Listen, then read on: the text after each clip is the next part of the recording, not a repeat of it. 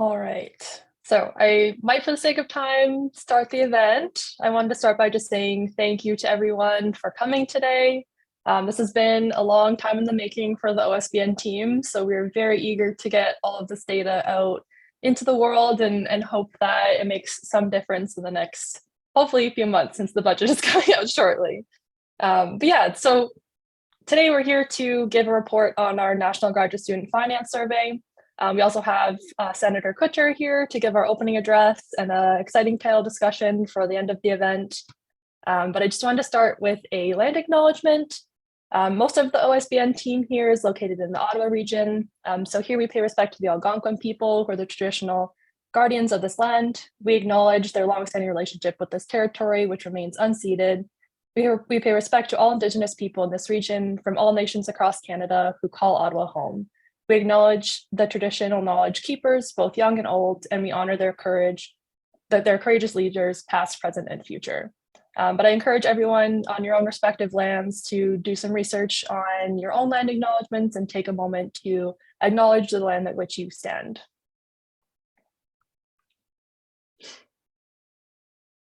Some tech updates for the event. We do have closed captioning available today in English and French. So you can just click on the closed captioning tab, and that will allow you to kind of go between English and French options.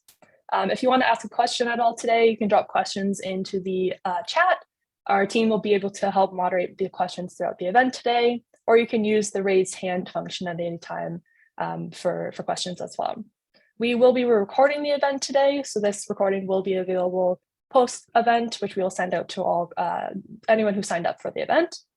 If you have any tech troubles, feel free to reach out to anyone with an OSPN in their name or the Ottawa Science Policy Network account, and they'll be happy to help you figure out those issues.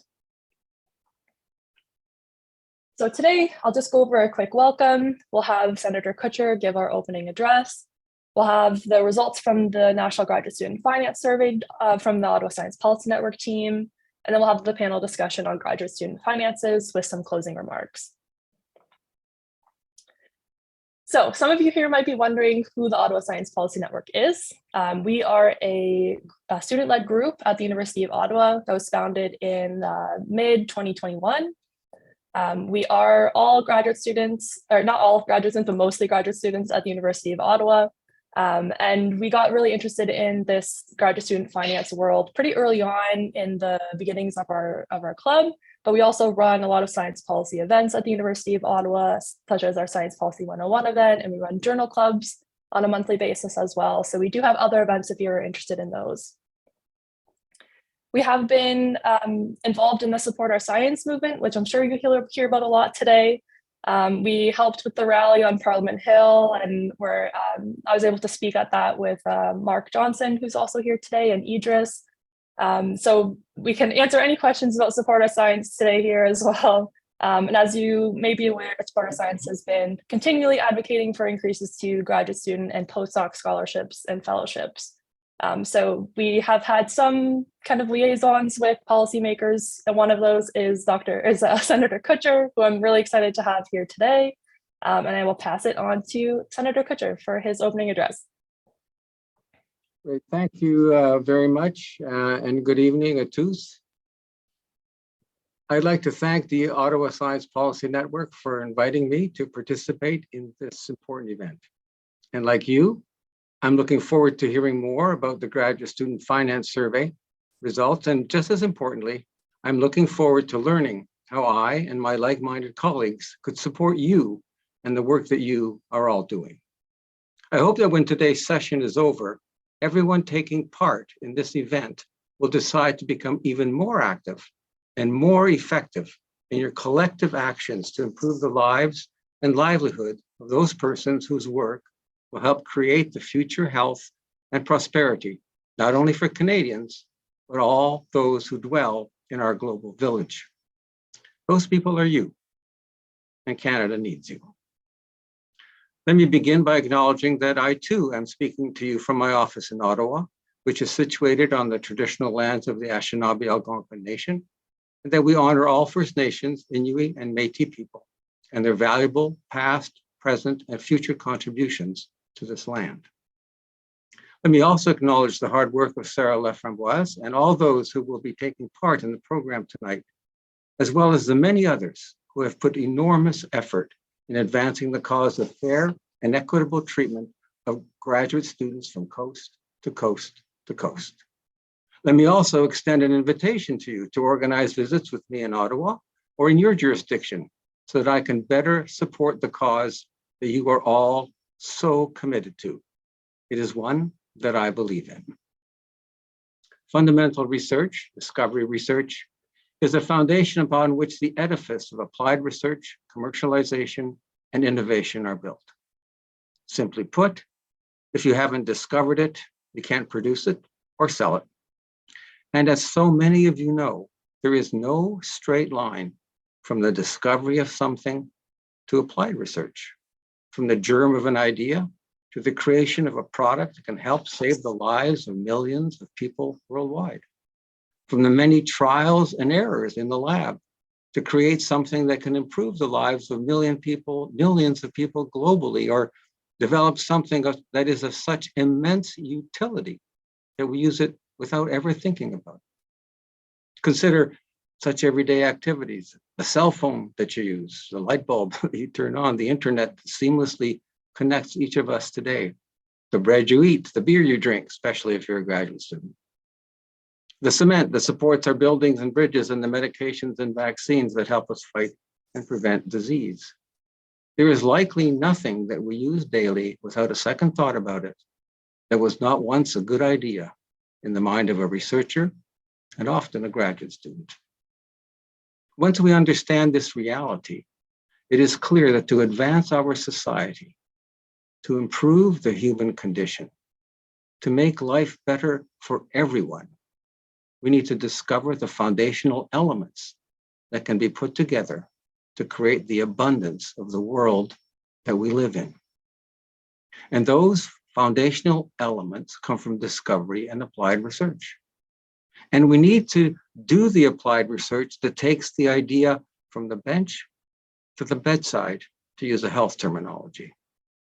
And we need to do the implementation science research that helps us to learn how to put what works into the complex machineries of civil society, so that what works can be scaled up and what does not work can be discarded.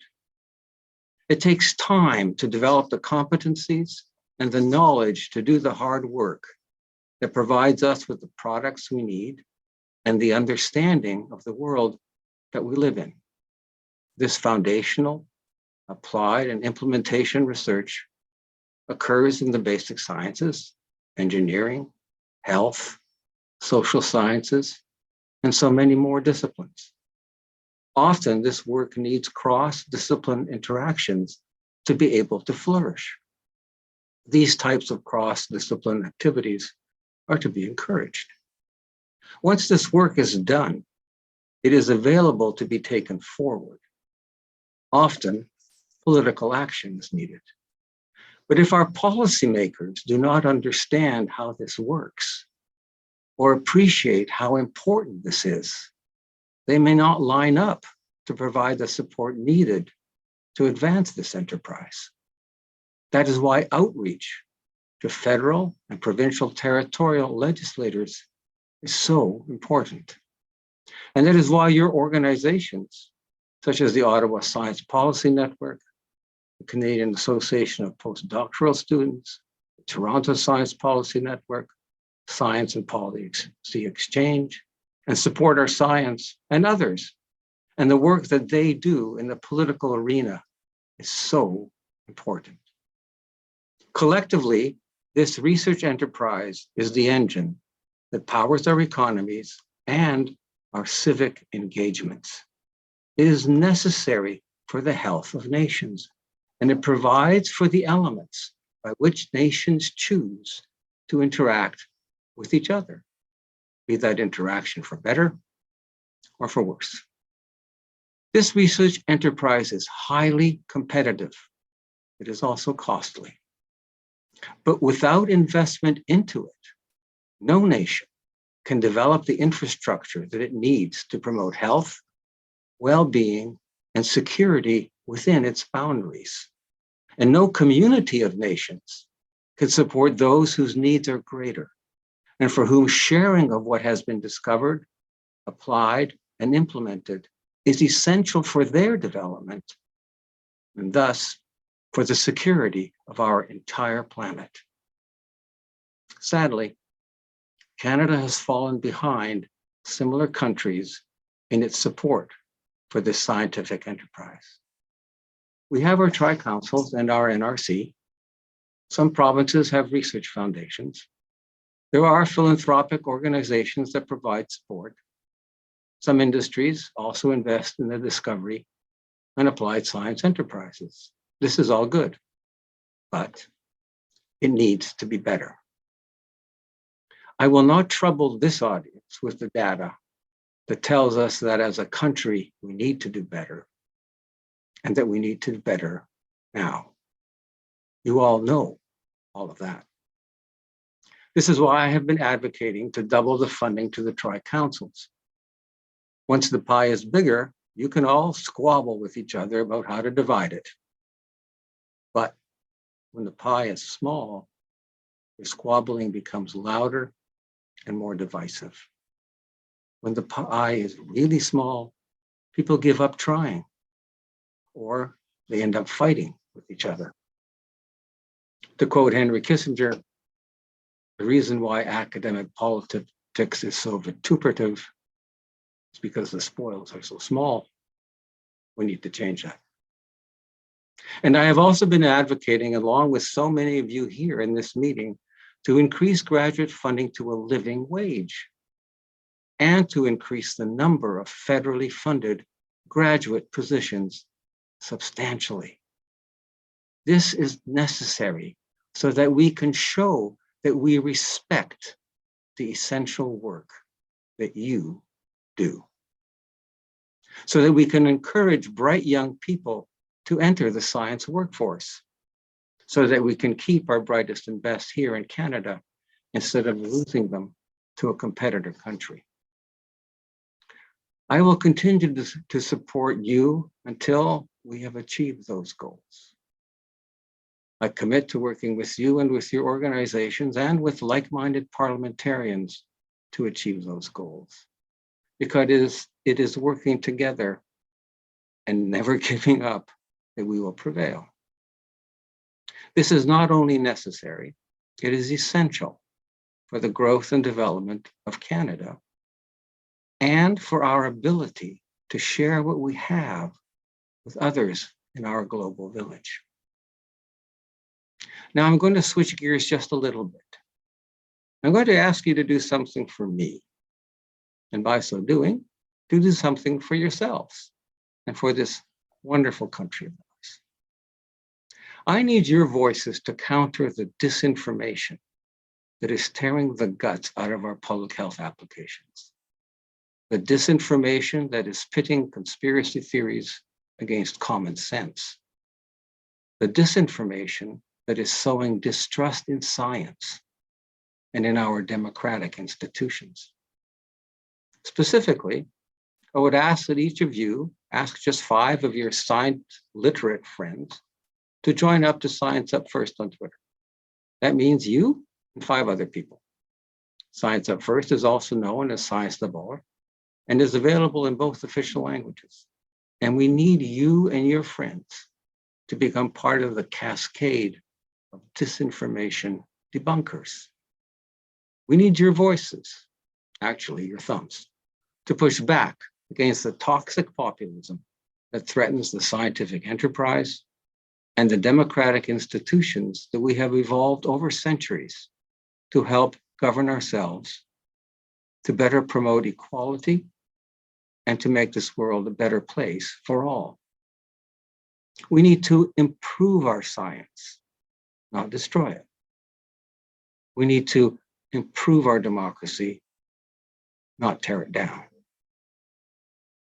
Thank you for letting me share some of your time today. It's been a pleasure and a privilege to have been able to share some of my thoughts with you. You are the leaders of tomorrow.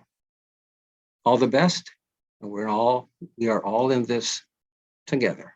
Merci and Wilalio. Thank you so much, Senator. I couldn't have put it more eloquently. I really appreciate you taking the time to come in and give your insights on the topic. Try and get this shared again.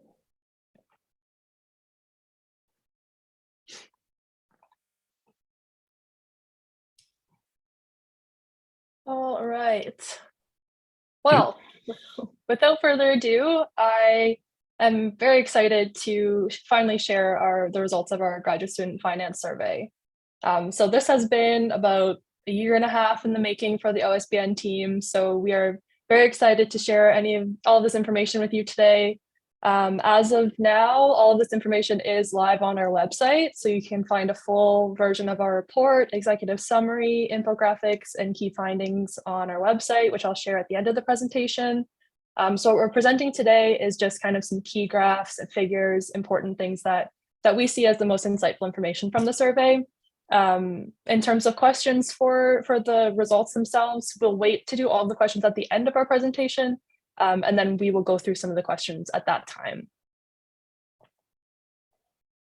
So we did launch our survey back in December of 2021, which feels like a lifetime ago. We were able at that time to launch it primarily through social media channels. And then very quickly, we realized that we wanted to increase our reach. So we did reach out to graduate student associations across Canada, and we're able to partner with about 45 graduate student associations from across Canada. These are some represented here who we've made partnerships with to share some data back to these graduate student associations. And in return, they offered to share the survey directly with all of their students as well. So the goal of this was really to increase the spread of our survey and get as many graduate students to fill it out as possible. And we really, towards the end of the survey, we're targeting very specific regions where we didn't necessarily have a lot of respondents from. So the survey closed on April 14th of 2022. It was run on Google Forms. We did offer a gift card as like I think we offered 3 gift cards as a financial incentive to do the survey. And then for just some quick background information, since all of us here are potentially coming from different backgrounds, we just wanted to give a little bit of an introduction to the scope of the work that we were really looking at. And all of our survey looked at graduate students. So this was any student who was enrolled in a master's or PhD program, and specifically we were looking at students within Canada. So these students are typically doing their studies full-time. In fact, most of the survey respondents were full-time students. For a master's program, this can either be a course-based or a research-based program. And for a PhD program, this is primarily a research-based. So all of these students are very much involved in research of any capacity, and they're often under the supervision of a supervisor or principal investigator. Through these, so through their supervisor or their principal investigator, they can get what's called a stipend. And by definition, a stipend is a regular fixed sum of money that is paid for a service. So because graduate students are doing their work full-time, for the most part, they receive their pay through a stipend. And this is to basically compensate the student for doing full-time work in a research endeavor. These stipends can come from a few different sources. To summarize it in a way that is easily digestible, we like to say that they can either be funded directly or indirectly. And directly, this would be through one of the tri-councils. So these are the 3 federal granting agencies that exist as part of the federal government. And they basically encompass different types of research. So we have NSERC, SSHRC, and CAHR, who encapsulate all of the research that goes on in Canada and would fund directly these students through scholarships or awards. Now for a master's student, these awards are valued at $17,500. And at a PhD, they can be between $20,000 and $35,000, with the majority of students getting this kind of $20,000 to $21,000 award. And of note, these awards have not changed in 20 years. And this is the premise of Support Our Science. This is the reason why we are rallying and doing petitions, is because of these values right here. It's important to note that students can also be funded indirectly. In fact, most students are funded indirectly, and this would be through their supervisors' research grants. So their supervisors, in turn, would turn to these tri-council agencies and get some funding. And then that funding would then be able to allow them to hire on students, and they would pay their students through their research grants. The minimum values or the set values for what those students would be paid are often set up by universities, departments, or supervisors themselves. And they can vary a lot between the same university, between the same faculty or department. And so in that sense, the funding for students is quite complex because of this. Students might also have to complete a teaching assistantship or a research assistantship in order to obtain their stipend.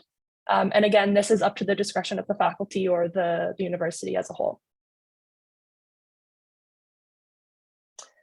So to get to just some quick demographics of the survey, we did have 1,305 responses. These were 1,030 in English and 275 in French. We did offer the survey in both languages. The French responses were then just translated into English and processed along with the English data. Proportionally, about 79% of respondents were from Quebec and Ontario. While this might seem skewed, it does proportionally match the Stats Canada data, which shows the total proportion of graduate students across Canada are actually about 73% and 74% of master's and PhD students exist within Quebec and Ontario. So when we looked at the proportion of our data, we did seem to have a bit of a consistent demographic to graduate students as a whole in Canada. So the age of respondents were typically between the ages of 24 and 27, with about 70% of the respondents between the ages of 24 and 33. And again, this is consistent with StatsCan data, showing that the average graduation date was 31 for a master's and 35 for a PhD student upon graduation. For degrees, we had primarily doctoral students fill out our survey, with a small percentage of course-based masters, about 27% of research-based masters, and a few from a professional master's or business degree. For field of study, we had a very strong predominant STEM background for students. And I think this is primarily just due to our reach as a club tends to be more STEM focused. So that seems to be what has happened with that one.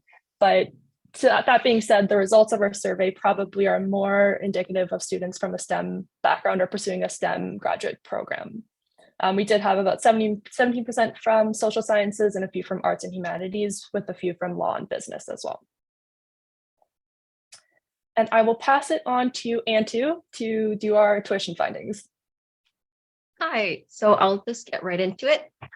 Tuition is one of the largest expenses for graduate students and is regulated by provincial governments. Canadian graduate students pay an average of $7,437 in tuition annually, a 1.7% increase over the previous year. Now, this varies across Canada because every university has a different tuition fee structure and opportunities for tuition rebates and waivers. Students also have to pay for ancillary fees for fitness and athletic services, public transit, health and dental plans, etc. To assess the financial situation of graduate students, we first investigated tuition variance.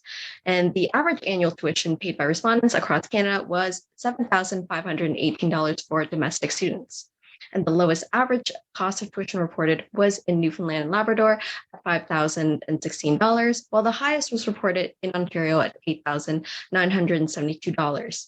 Now, to further characterize this tuition distribution among respondents, we asked graduate students to report their out-of-pocket tuition payments.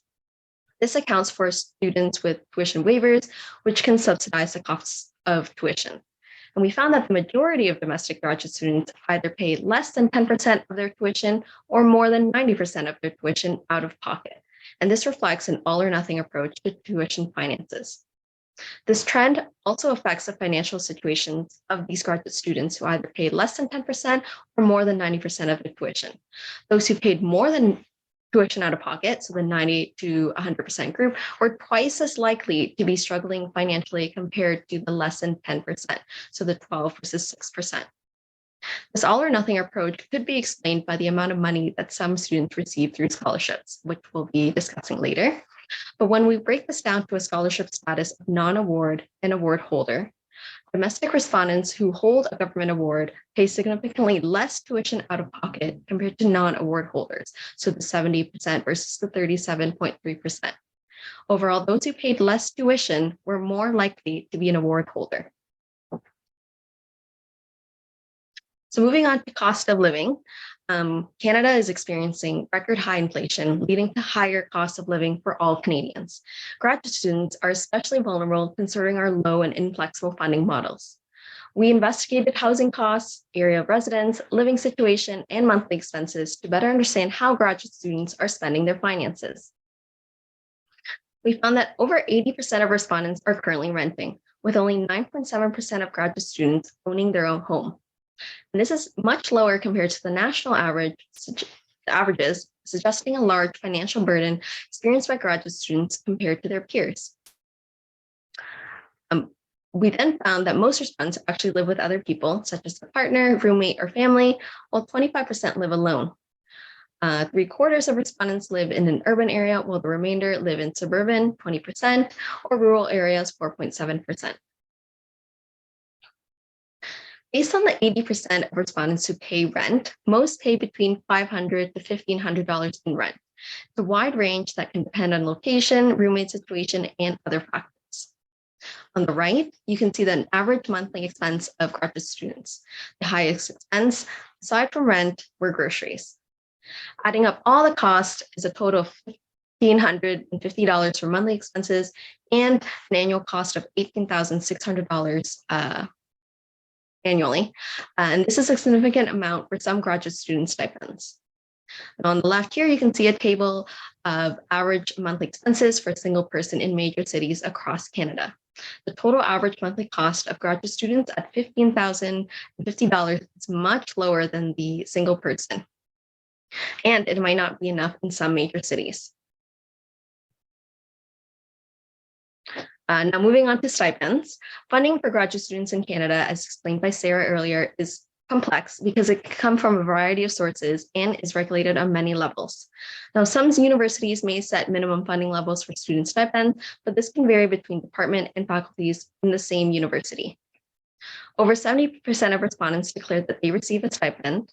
And of these respondents, the average stipend for master's students was $19,094, while the average stipend for doctorate students is higher at $23,765.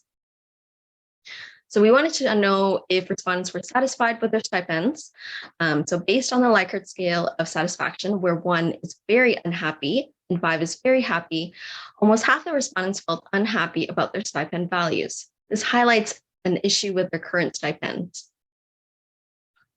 We then asked what their ideal stipend values would be. And respondents report an average of $28,636 for masters and $33,512 for doctorate students, much higher than their current stipends. Respondents also shared the source of their stipend, which can include multiple sources. A majority of respondents are actually funded through their supervisor. Less than half of the respondents are funded through their department or faculty. And while there are national and provincial awards, only 20% are funded through federal awards and 11.5% are funded through provincial awards.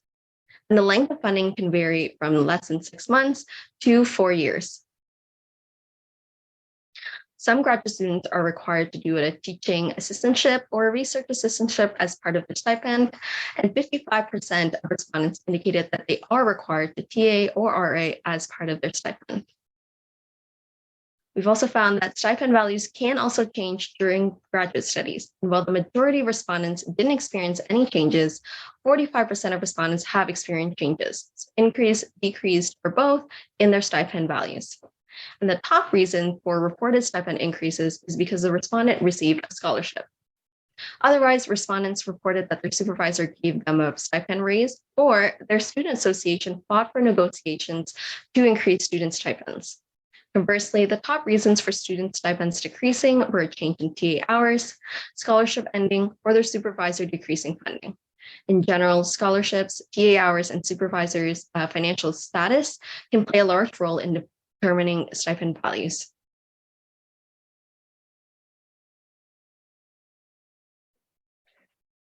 So on to financial struggle, and this was a key reason that we wanted to do this survey, was to understand how students were faring out financially throughout their studies. Given everything that we know from graduate students, it's easy to ask the questions of how graduate students are financially able to afford rent or food, and we wanted to see how that was impacting students' financial well-being. So one of the main questions that we'll use throughout these kind of subsections of the financial struggle data is where we ask students to describe their financial status. This was then broken up into these 4 answers. So it was whether students have, quote, enough, whether they were comfortable, whether they were financially more tight, or struggling being the least or the most amount of financial struggle. So we found here that about 34% of students were tight, while we have about 9% struggling, and a similar kind of counterbalance there. So we had about 9% comfortable and 47% were declared having enough. Interestingly, when we looked at this a little bit further, we were able to dissect these levels of financial struggle by the student stipend value. And we were able to see that when students were given a higher stipend value, they were more likely to be comfortable financially. Whereas if they had lower stipend values, they were more likely to be struggling financially. We also asked students how often they worry about the following, and the most popular response was the ability to obtain a job, their savings and emergencies they worried about. They worried about the future financial security, and then to a lower extent, they worried about their debt and bills. We also asked whether they had experienced any of the following, and alarmingly, about 86% of students had at some point experienced stress and anxiety related to their finances. About 54% had difficulty budgeting, which is indicative of potential lack of financial literacy amongst graduate students as well. We had about 38% and 36% of students who were concerned about paying rent and food. And then we had 31% of students who considered leaving their studies, and this question indicated whether they would leave their studies based off only of their financial status. So they would consider leaving their studies due to financial concern. If we look into living expenses and savings, we have a majority of students, over half, have 0 to 3 months worth of savings, with about 25% having the 3 to 6 months, and then the last 25 split between about 6 to 12 and over 12 months of savings. We also wanted to understand the role that debt was playing in student financial struggle. We asked whether students had debt and what the values of this was. So the average amount of debt was just under $30,000 across both master's and doctoral, and then we did split it up between master's and doctorate students. So doctoral students tended to have slightly higher levels of debt compared to a master's student. But still, there was about 42% of students who had no debt at all. So going forward, we took that group and compared it to a group who had debt and then a group who had no debt. And we wanted to see whether this played a role in the students' financial security. So this question was, how often do they worry about their future financial security? And the students who had debt were more likely to be worried about their future financial security, which makes sense. And conversely, those who had no debt were less likely to have this worry about their future financial security.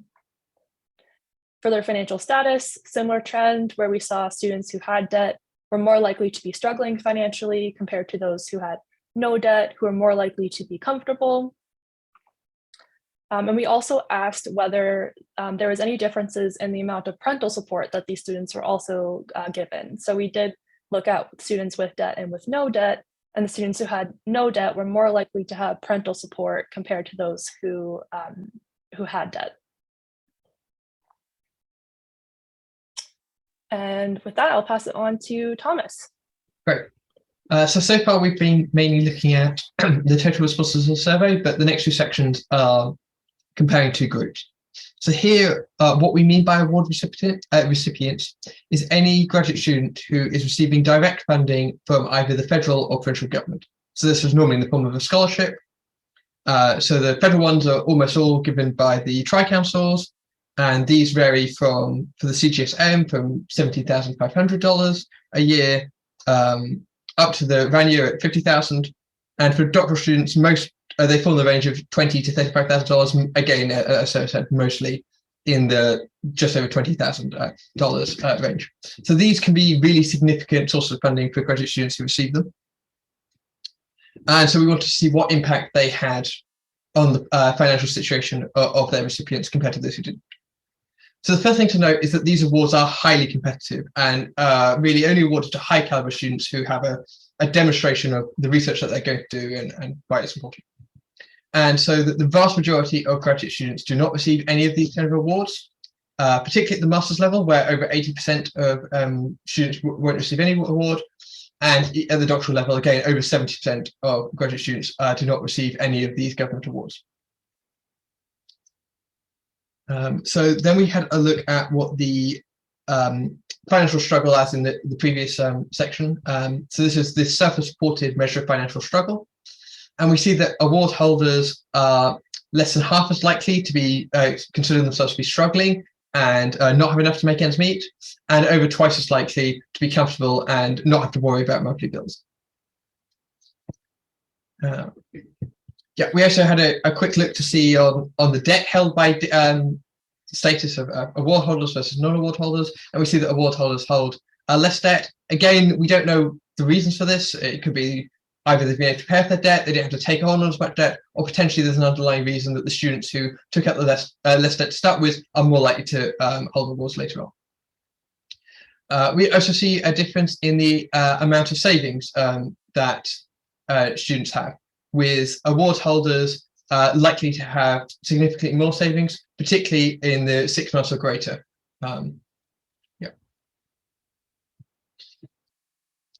Finally, the thing we looked at is often universities or departments and faculties can provide additional incentives to students for winning a scholarship. And so we had to look at what these are. So by far the most common is some kind of scholarship to either fully or partially cover tuition costs. So this is often called a tuition waiver or an excellence scholarship. Similarly, a significant number, just over a quarter of students with an award received a top-up scholarship, a top-up stipend. So what this normally means is that they enrolled in their program with a supervisor who guaranteed some kind of stipend, and when they then won an award, the supervisor still gave them some additional money on top of this scholarship, in addition. One thing this is really highlighting, which we see several times in this report, is that often the students who are able to be the most financially secure or successful are a small group, and benefits like compile upon themselves. So in these cases, particularly for the tuition waivers, these kind of scholarships are only eligible for students who have already won a government award. And so a student who doesn't manage to get the government award won't be necessarily eligible for these additional tuition scholarships provided by their institutions either. Finally, I do want to just mention that just over 5% of respondents saw a decrease in take-home money after applying for these scholarships. The reasons for this not particularly clear. It could potentially be due to the impact on the eligibility for certain loans students could take after winning an award, or potentially the agreement they have with a supervisor with guaranteed stipend levels and things. Finally, I do just want to make, before we move into the next section, is that we didn't really have much data on the impact of the fixed term and duration of awards. Often they only last for a certain number of years and are not tied to the completion date of the program, but we did receive a number of comments saying the struggles that student has once their award had ended. Okay, so now on to the international students. So international students is really any student who isn't a citizen or permanent resident of Canada. And this affects a large number of factors which can affect their finances, such as their ability to work outside of the university, the scholarships they're eligible for, and probably the most glaring is tuition. So we had a look at the headline tuition fees paid by international students, and we can see that they're far, far higher, with the vast majority of domestic students paying less than $15,000 a year, and those paying more, virtually all on professional or business degrees. While for international students, a significant number are paying more than $15,000, and over half are paying more than $10,000 per year in tuition. To note, these are the headline fees, which are not necessarily the out-of-pocket fees that international students may actually have to pay. And many universities, faculties, or departments can either offer some kind of differential scholarship or an increased stipend level for international students to compensate for all this. And when we had a look at the how much tuition the international students had to pay out of pocket, we see that actually there is a lower amount that has to pay 100% out of pocket compared to domestic students, but far more students are having to pay between the 10% and 90%, which very few domestic students were paying, but a significant number of international students are paying, suggesting that these programs that universities and institutions are providing do go some way to mitigating this difference, but certainly not the entire way.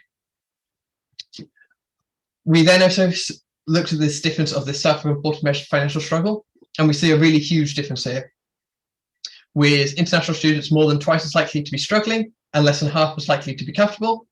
And unlike the award, the impact of having a government award, we also see a big difference in the middle of the distribution, with international students much more likely to be reporting their finances to be tight compared to domestic students.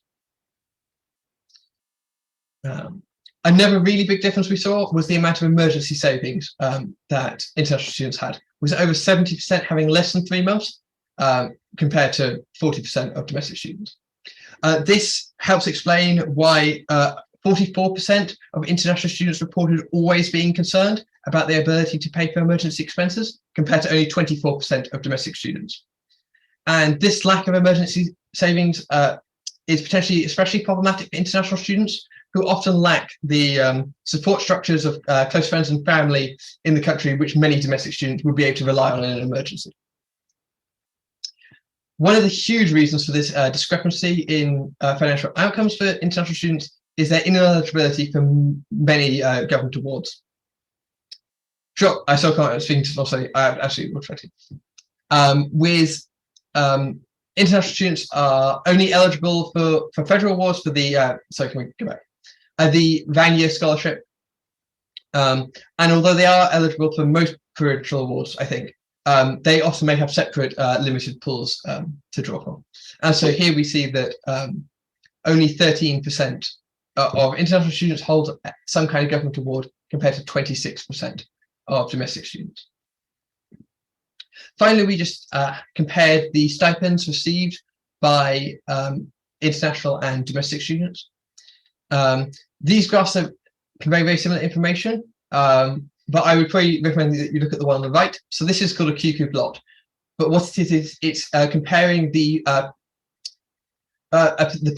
percentiles of each student. So if a student was in the 20th percentile of stipends as a domestic student, that's one plot, and it shows where the 20th percentile of international student stipends are. So if the distribution of international and domestic stipends were exactly equal, they should form a straight line along the line indicated, and that wherever the dots are below this line, this indicates that the stipend received by an international student is lower than their equivalent percentile counterpart, a domestic student. So we see that they're reasonably similar for lower levels of stipends, but particularly when you start to get above $25,000 or so, international student stipends just don't really come to that level. And this is again probably due to the lack of eligibility for the top federal scholarships, or any federal scholarship other than Vanier.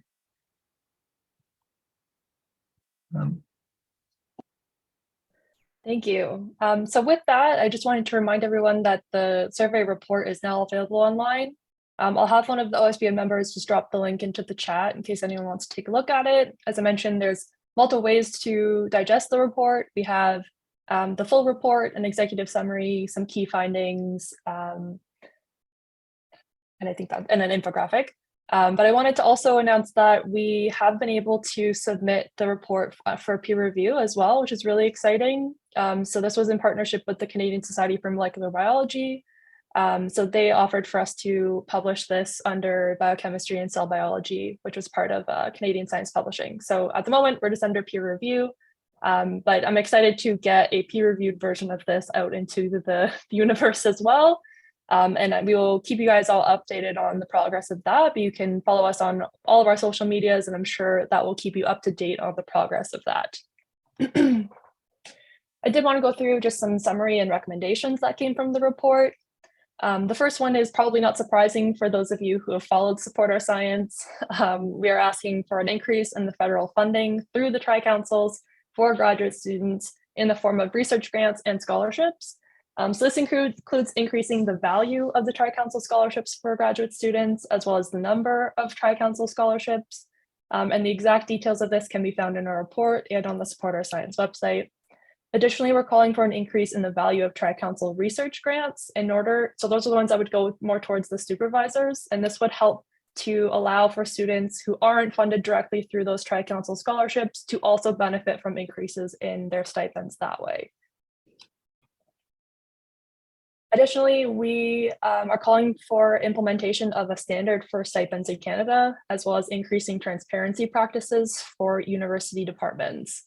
For anyone who has ever tried to find a minimum stipend value for a university in Canada, it's very difficult, and I speak from experience. Many students, when they start their graduate studies, don't know what they're getting into and don't understand what is required of them to get their stipend or what the minimum value is. It's almost just trying to establish students to know what their rights are when they get into their graduate programs. And to do this, and this is part of kind of what Support Our Science is hoping to do with our movement as well, is help to educate students to be able to do these types of advocacy within their own institutions as well. So I think creating kind of a standard of this will be really beneficial for students to be able to have conversations with their own departments as well, to help kind of understand that balance a little bit more. Additionally, we are calling to expand the eligibility of Tri-Council graduate student scholarships to help provide funding for international students and underrepresented groups. So currently, as Thomas really nicely explained, the Tri-Council awards international students aren't eligible for the Tri-Council awards, with the exception of the Vanier Scholarship, which is often hyper competitive and no longer successfully really recruits international scholars.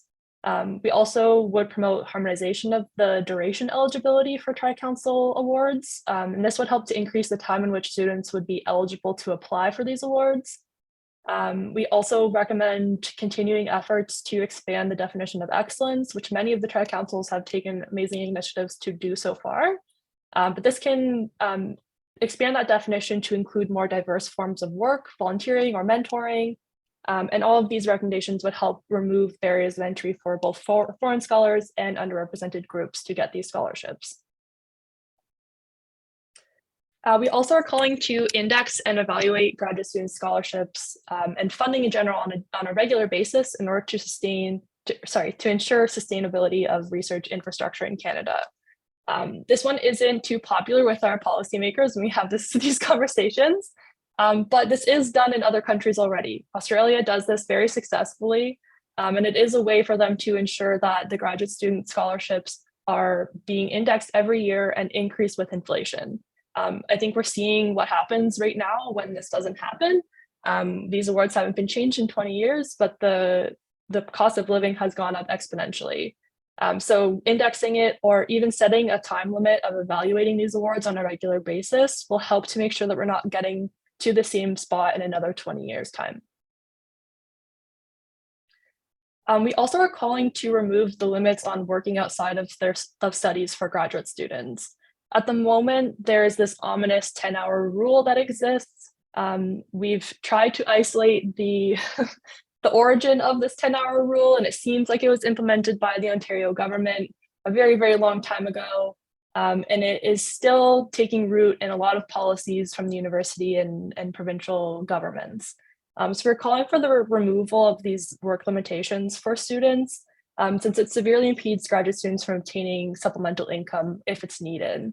But to be clear, we are not suggesting removing these limitations as a way of resolving graduate student financial struggles, as this would merely provide a band-aid solution to a much larger problem that we've outlined here. Instead, this recommendation should be interpreted as a chance for students with increased financial needs to have the option to seek their work elsewhere if they need. Additionally, one limitation of our study was that we didn't have sufficient demographic data to provide tangible and targeted EDI-centered recommendations. So we are calling for future work to investigate the role that EDI factors play in financial struggle. And we think that this should be almost its own survey of its own in order to provide really tangible outcomes of a potential survey like this. With that, I will open it up to questions, and just gonna try and pull up my chat here to get access to them. I invite Kat to come on as well, and Kat's gonna help us just moderate some of the questions that come in, but feel free to throw your questions down in the chat, or you can use the raise hand function if you would like to ask a question out loud. Yeah, one of the comments that I guess could maybe be translated a bit into a question for the OSPN group, is there a standard stipend that's been determined across Canada, across universities? Can you comment at all about how the stipend is decided?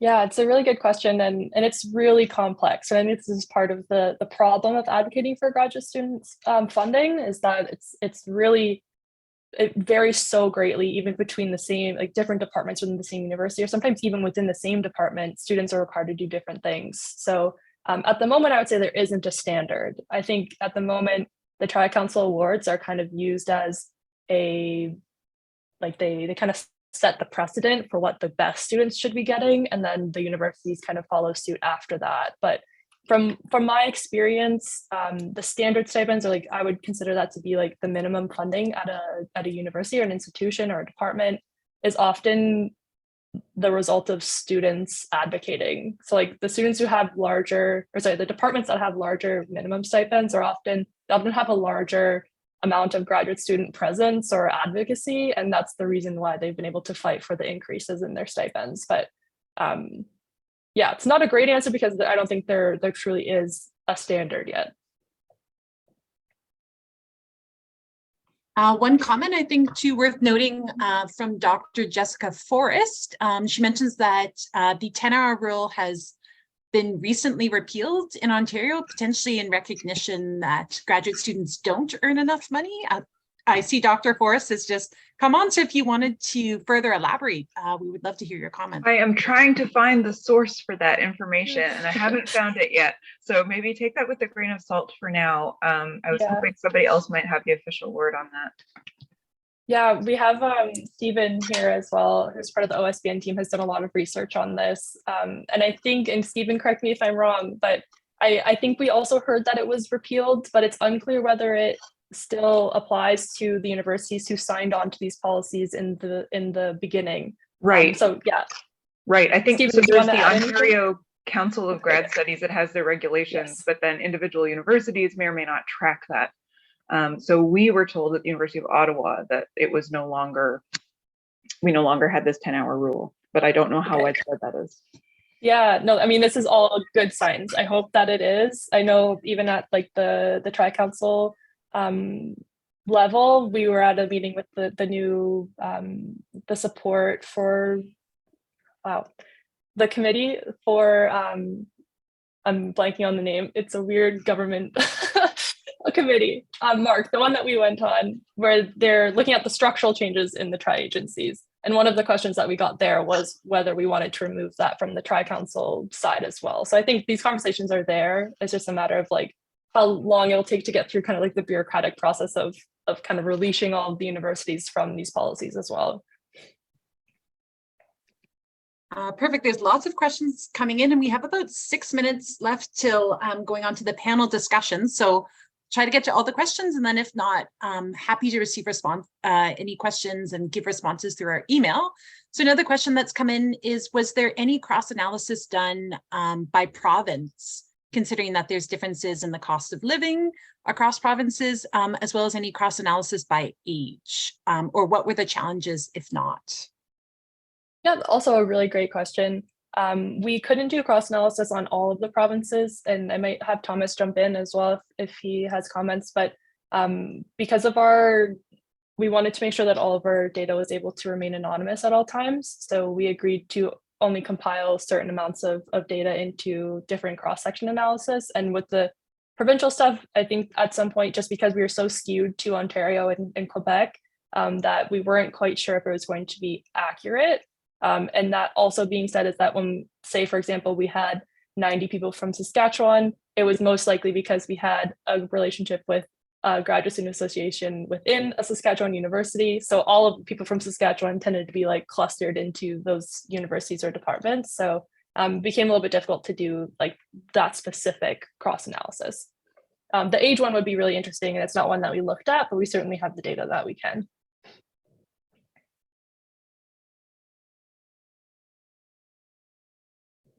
Okay, perfect. We can go on to another question. Another question in the chat.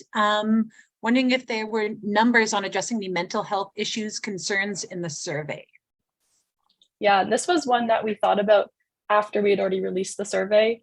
Kind of dissecting the difference between financial stress or anxiety and like mental stress and anxiety was one that we didn't necessarily cover in this survey. I think we chose to be very financially concerned. But I would say given the written responses that we got, so we did offer open-ended responses towards the end of the questions. A lot of students asked for this to be included in future surveys, and they also addressed this in the comments. So we do have a lot of comments on this. Obviously, they're more anecdotal than the data would be, but yeah, this was definitely a concern of ours after the survey was done. And I think it's definitely something that's super important to look at going forward, and kind of that intersection between how does the finance part actually impact the mental health part as well. Awesome. Thank you for the response. We have about 3 minutes. So another question in the chat. Why was the decision made to not ask self-ID questions as part of the survey? Could you elaborate on the explanation? I might let Thomas do that one. I hate to throw you that one. Sure. So I think to my knowledge, if you're asking about, for instance, things like ethnicity, gender, etc., we did ask all these questions. All of the analysis for those can be found in the full report, and there's some stuff in the executive summary, and there's some graphics. Some of these groups, we just had fairly small sample sizes due to the population of graduate students, and so it's hard to make any meaningful or statistically significant conclusions there. There are some somewhat concerning trends, which is really what we were highlighting. Is we can't say that this is significant, but there's something which, if someone did a particular survey, making sure that they had enough sample sizes, I think it's important that it is done. Great. I want to just quickly comment on this, on Sarai's note there, that the whole unwritten rules about working outside of the lab is something that I often think about, and I've heard within my own department. It's weird because I think the ominousness of the 10-hour rule is often almost used as like a fear tool from like faculties and universities as well. So this is definitely something that I've thought about extensively, and just wanted to acknowledge that was a really good point as well. I don't know, I don't have a solution, but hopefully once like word maybe gets out that the 10-hour rule is like officially done, that might help students kind of empower themselves to know kind of what their own rights are in that sense. Yeah, and one of the earlier comments to you in the chat was that perhaps BC does not have this rule, so it'd also be interesting maybe to be able to look across provinces and see where it still exists and doesn't. With 1 minute left, if I'll get to Professor Marc Johnson's question. So the government is very interested in the financial return on dollars invested in training and research. Does the survey provide any insight into how greater support levels relates to innovation? For example, number of publications, number of patents, etc. This wasn't something that we looked at specifically, Mark. Definitely would be interesting, and in hindsight, I maybe wish we would have asked that question. Yeah, don't have a great answer with you, but I think that it's definitely something important to look at in the future. I know there's a study out of McGill that I think I've maybe shared with you in the past, but that one did show that graduate students are listed on 1/3 of all research papers that come out of Quebec. And so something like that might help to show that, but you're right. I think maybe showing how those students, I don't know, that all or nothing, I think would be really interesting to look at with that regard. But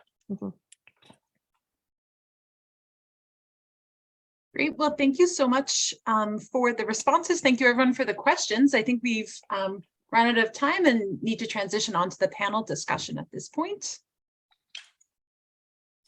Perfect. Okay. Just resituating my screens. All right. So we are, well, thank you first of all for listening to our survey results, and thanks to Antu and Thomas for helping with the report results and Kat. With that, we're going to move on to our panel discussion, which I'm very excited about today. So we invited a few members from the community who have also been quite involved in advocating for graduate student funding over the last few years. And I will start just by giving each of them maybe 2 to 4 minutes to introduce themselves.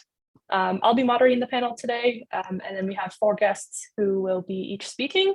I'll let them introduce themselves, and then I have some specific questions for the panelists. But in general, I really want to emphasize that I want this to be kind of an audience-led panel. So if you guys have questions in general for the panelists, just add them into the chat, and I'll work them into the discussion as we go through. But this is an opportunity to maybe ask questions, more kind of broad spread questions about graduate student or research funding in Canada. We do have Edris, who will be representing postdocs as well, so feel free to include that in your questioning. But with that, I will invite Dr. Marc Johnson to start off the introductions. Well, thank you so much. It is great to be here. I appreciate the invitation, and I just want to thank OSPN for all the hard work you've done and this report, which is really, really important. So it's your efforts are recognized. Did you want me to give a quick overview of Support Our Science? Is that what you'd like? Yeah, I think that'd be great, Marc. Okay. Right. So for me, this started a few years ago, trying to advocate through the president of NSERC, through the chief science advisor, and through the politicians. And it became very clear that the only way people will listen is if we mobilize as a community. And so about a year ago, just before the federal budget was released, a few of my colleagues and I from across the country got together and said, hey, there has been no increased support for graduate students and postdoctoral scholars in, at that point, 19 years. There really needs to be something. And so we heard that there might be something coming in the federal budget. And so we waited, and then nothing happened. And so we started to mobilize, and we decided to write an open letter to the Prime Minister and to Minister Champagne, the Minister for Innovation, Science and Industry, calling for or pointing out that there hadn't been this increase in 19 years, pointing out that this was exacerbating inequities, reducing inclusion and diversity in sciences, humanities, social sciences, and health research. And we called for increases in the value and number of awards. And over 7,100 scientists, faculty, postdocs, graduate students across Canada signed on to this letter. And this included Nobel laureates, 45 members that have received the Order of Canada, over 300 fellows of the Royal Society, and thousands, literally thousands of graduate students and postdocs. And then this open letter, which measured 150 meters long, was delivered by many of you to Parliament Hill. And we marched to the Prime Minister's office and gave them that letter. You can see some of the images from, I guess it's on this side. I can't get it right there.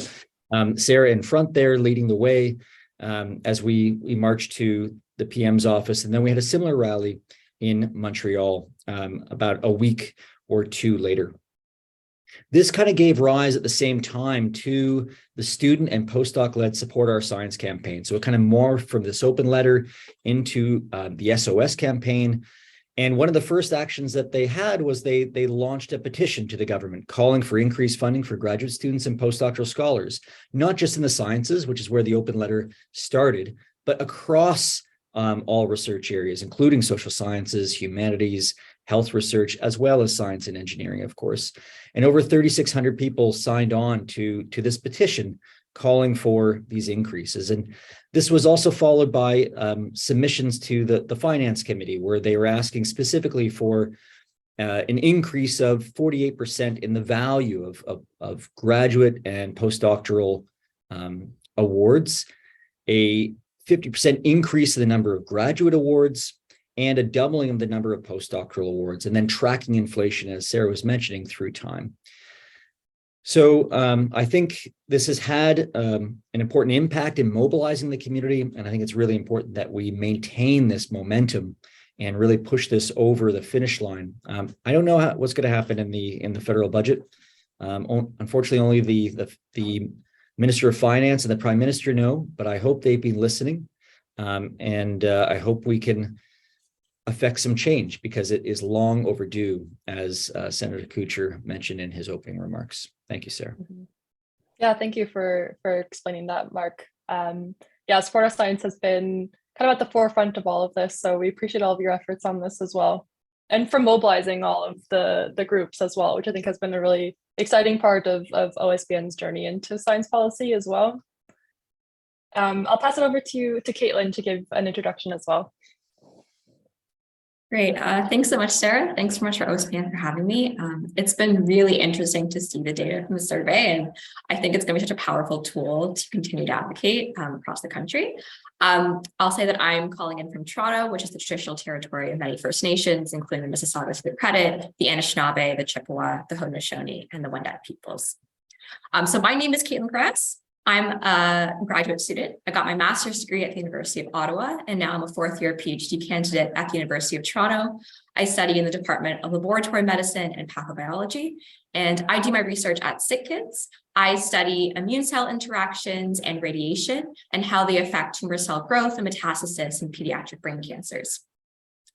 I've been very interested in science policy and how science and policy interact for a while, because I think the longer you stay in academia, the more you realize that it's not a bubble. We absolutely need government, and good government needs us back, right? And I really want to kind of give back and understand more about how we can maximize those relationships and have a really dynamic Canadian scientific ecosystem. So 3 years ago, I joined the Toronto Science Policy Network, and today I'm its co-president along with Don Bannerman. So TSPN is a student group at the University of Toronto, but we're open to members outside of U of T if you're interested. And we're dedicated to providing a platform for students and postdocs to learn more about and engage in the science policy interface. And we do this a variety of different ways, mostly by hosting events, such as panels where we invite expert speakers to educate and inform about the importance of science in society. We also do workshops where we provide training opportunities for scientists to kind of gain tools that they would need to engage at the interface. We're also obviously very involved in advocacy work and campaigns. We have, for example, written a lot of op-eds. We've written budget proposals to the federal government. And a couple of years ago, we actually did a survey on the impacts of COVID-19 on graduate students. That survey had over 1,400 responses. It was just a good way to kind of take together all the impacts, both on finances, on things like mental health that we were talking about of the COVID-19 pandemic. And unfortunately, it doesn't seem like things have been getting a heck of a lot better since then. And of course, we're also involved with other organizations across the country like SOS to kind of support and be a collective voice and increase in graduate funding. Yeah, so thank you so much, Sarah. Awesome, thank you. Yeah, and OSPN would not be here without the support of TSPN and SPE. So we are genuinely appreciative of you guys as well. With that, I'll pass it on to Anh-Koi. Thanks, Sarah, and congratulations to OSPN and the entire team for the report. It's really amazing to actually see it on my computer screen after so many years of hearing about it. For those who don't know me, I'm Anh-Koi Trinh. I am a recovering graduate student who graduated last year. For full disclosure, I am currently working at NSERC as a policy analyst as a result of the Canadian Science Policy Fellowship. I was also a SP co-president and current board member. And for those who don't know, SP is the Science and Policy Exchange. Our objectives are threefold: to support the next and build capacity for science policy, to produce and disseminate resources about science policy, and to engage stakeholders and rights holders at the interface of science and policy and society.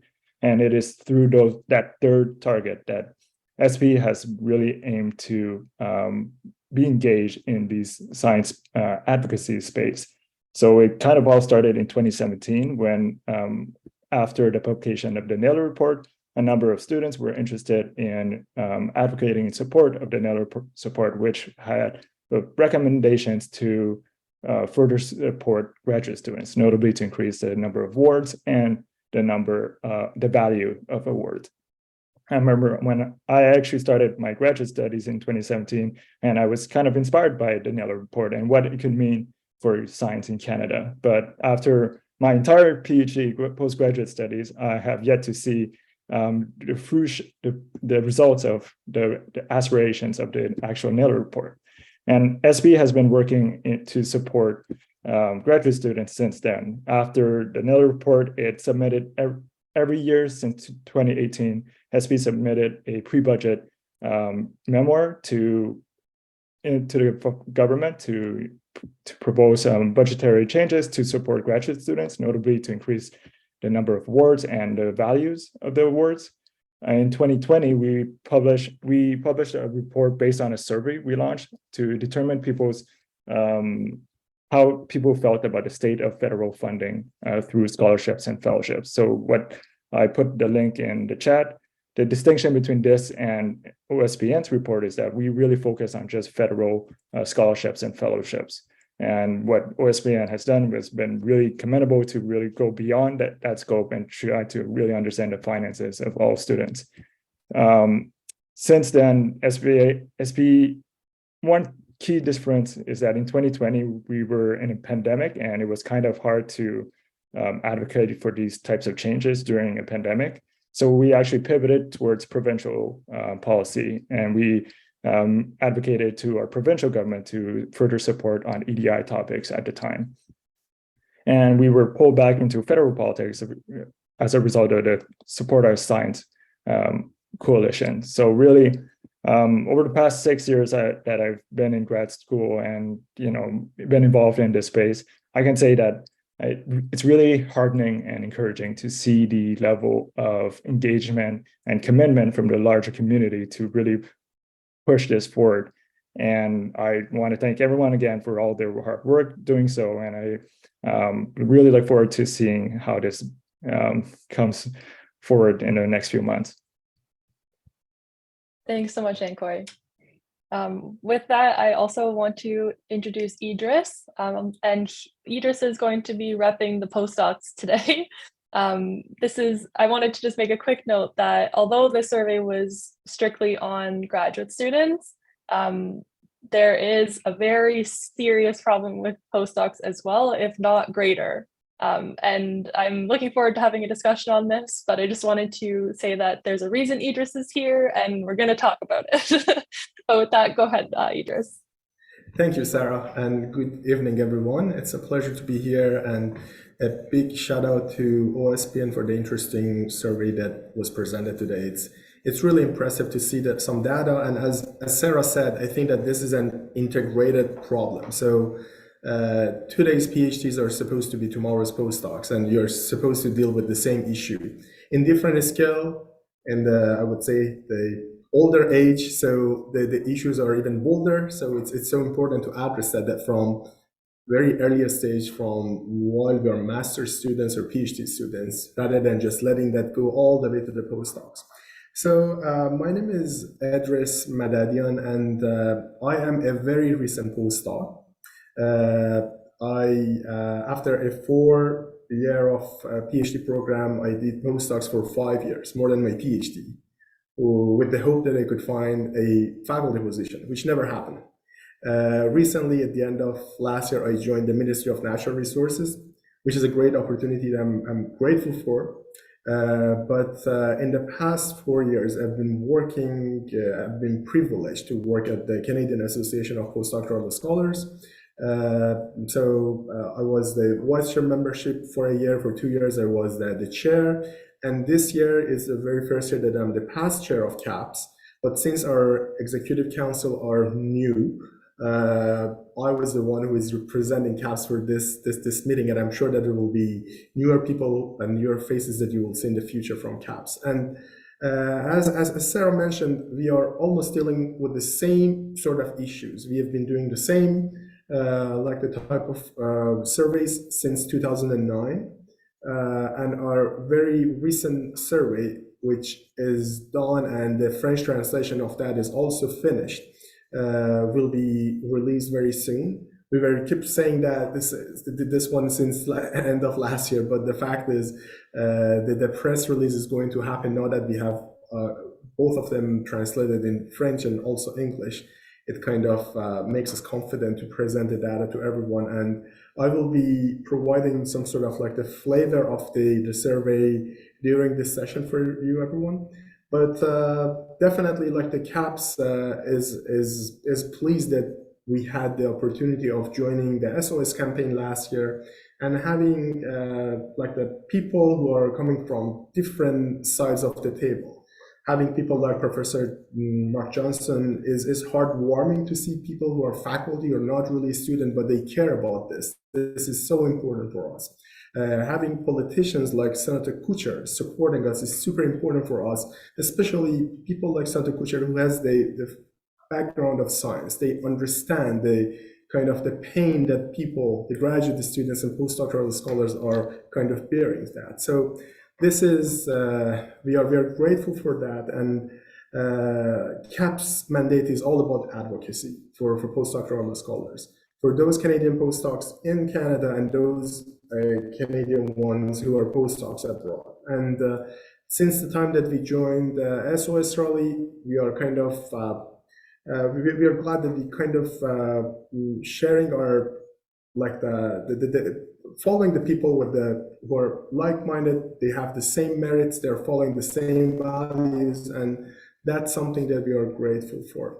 So I'll just stop it here. But there will be when I talk about the postdocs, I'm used to give a brief introduction of who are the postdocs, and when we look at their duties and responsibilities, it shows us the depth of the issue that we are dealing with the postdoc. So I'll stop it here and I'll just take another opportunity later in this session to talk about that. Absolutely, yeah. Thank you guys so much for the introductions. Appreciate all of you joining us today. I'm very excited to have this discussion. I think we all come from like different backgrounds, I think, which is really cool. We've got a graduate student, we have someone working with NSERC now as a policy person, and we have Edris, the postdoc, and the faculty with Marc. So yeah, I think it'll be a really great discussion. So to start, I'm just going to start by some more targeted questions to people, and then we'll do some more broader questions, but feel free to hop in and we can have these types of discussions throughout as well. So don't worry about hopping in on someone else's question as well. I might start with Marc. So you gave a really good description of Support Our Science and what we've been up to so far. I'm curious if you could explain a little bit more about kind of what kind of responses and meetings we've been in, or kind of what have we been trying to do right now, and how people have been reacting to that, and maybe give a little insight as to like what this budget means for us and what it might mean either way, like whether we get the funding or we don't. Sure. The beginning of Support Our Science, and this goes to before it was called Support Our Science, was trying to mobilize the community, because people were very mobilized around the Naylor report. People were very mobilized towards the end of the last government. But then, you know, when there was a little bit of cash infusion from the current government, you know, people kind of sat back and like, okay, we're all good. And so it was realizing that, hey, actually, you know, it's not a one and done solution. This isn't something that you just invest in once and then stop doing. And so trying to mobilize people to recognize some of the important issues that were never dealt with. And, you know, a lot of you have been mentioning that you're really interested in policy and the intersection between science and policy. I'm not interested in policy at all. The only reason I'm here is because I'm really angry. I'm really angry that you are all making the same amount I did 20 years ago. That's not right. That's fundamentally wrong. And so that's why I'm here today. And so once we got the support of the community and we got the attention of the politicians and the media, then they were willing to listen to us a lot more. And so we pivoted, although you haven't always heard as much. There has been many, many, many meetings with various agencies. So right across the tri-agency, we've met with all of the leadership through there. We've been meeting with the leadership within the different ministries that are responsible for funding.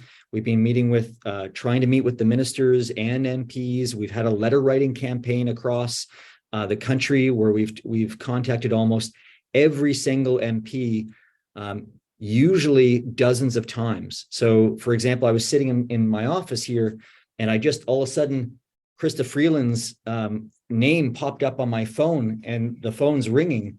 And it was the head of her writing office saying, can you explain why we've been inundated with over 100 phone calls and letters about supporting graduate students? Can you explain what this is about? It's having a real impact. And, this budget, we have not had this much attention and support on one issue related to science in a very, very long time. And this budget is essential because the minister himself, Minister Champagne, said, I hear you and I support you and we'll get this done. And you're damn right, we're going to hold him to it.